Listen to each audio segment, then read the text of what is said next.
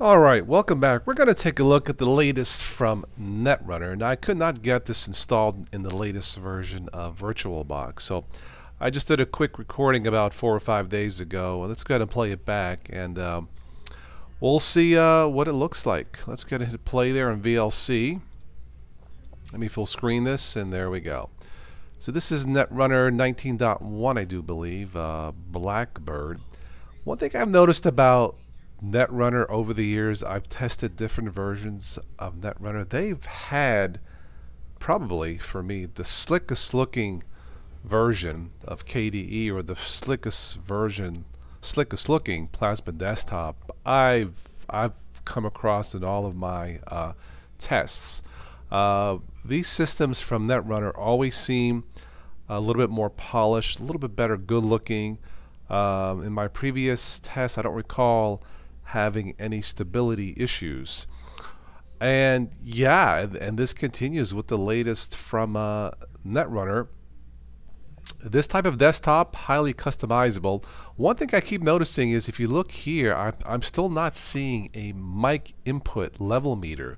It's almost like KDE or Plasma has like an allergic reaction. Now if I open up Pulse Audio, you see the mic input meter, but I don't know why it's not there standard by default just by clicking the sound icon.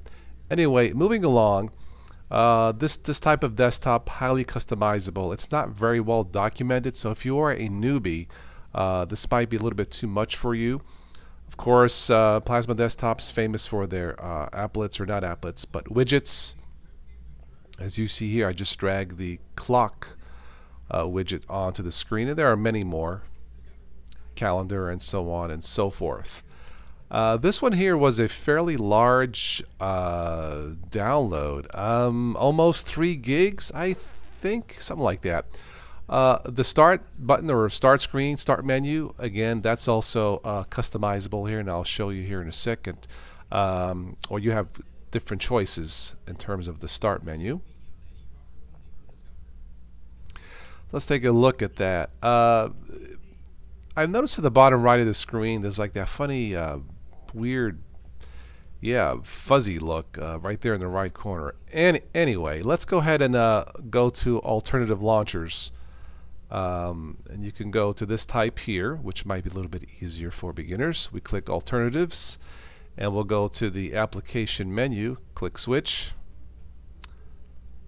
Alright, there's another version. I think out of all the versions, I think I like the simple launcher menu. I believe is this one. I kind of like this one. Reminds me a little bit of Windows 7. But I think I like this one. Many pieces of software installed by default. This is probably just about everything you need to get started. I did install a simple screen recorder to record this. Audacious, a very lightweight music player I have in my Ubuntu systems. I noticed Kdenlive installed by default. Very good. Handbrake, very nice. Of course, LibreOffice.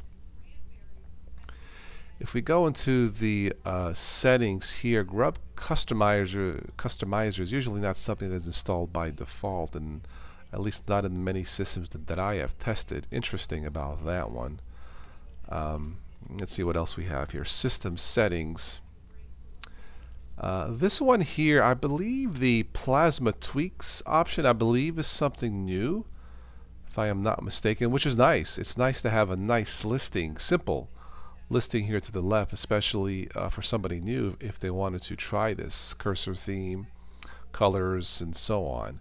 So pretty much self-explanatory. Once again, this type of desktop, extremely customizable. It just needs better documentation and like a few more tweaks to make it a little bit more user-friendly. But I did like what I saw. Moving along, the Synaptic Package Manager, I think it's the best, one of the best package managers for Linux. I've been using that since 2006. We look at K6 Guard System Monitor. This was using about 1 gig with a recorder. Not too bad. Slightly heavy, but not too bad. Less than GNOME. Let's see, what else do we have here? Discover. This is the standard package software manager for Netrunner. This has improved over the years. I think it looks a lot better, a lot nicer. I think for beginners, this is probably going to be better than using the Synaptic package manager. Not that it's hard to learn. But yeah, Discover in this version, I would say, looks better than what I've seen in the past. I like the use of the default colors, fonts. Everything flows very nicely. For my short test, it looks polished for what I've seen.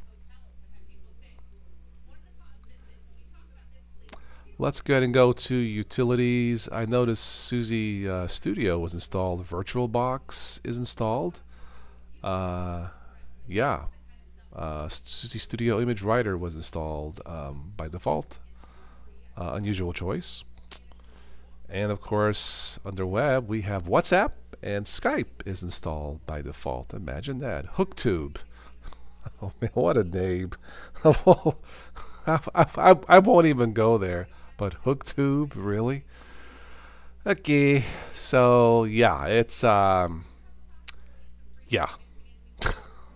Oh man. Let's anyway, for what it's worth, HookTube, of all the pieces of software, Netrunner, well, they certainly have a sense of humor, don't they? Anyway, you can get more information from netrunner.com. This is based off of Debian testing. They have rolling also, but I guess Debian testing, since it's always testing, I guess that's rolling also, I guess in a way. But they have different versions that you can download. If you are new to this, I'd go with the Debian version versus the other version. But yeah, this looks really nice. The look and feel, from what I saw and tested, if I had to use this as a daily driver, I might be tempted to. But yeah, check out the latest from Netrunner. I'll have a link for this below in the show notes. You might like it, so check it out. And that's all I have for this one. I need to go finish shoveling snow from the storm. But first, before I do that, I want to keep looking at this Florida picture to warm me up. What the heck? It's only a 24-hour drive down to Orlando, right?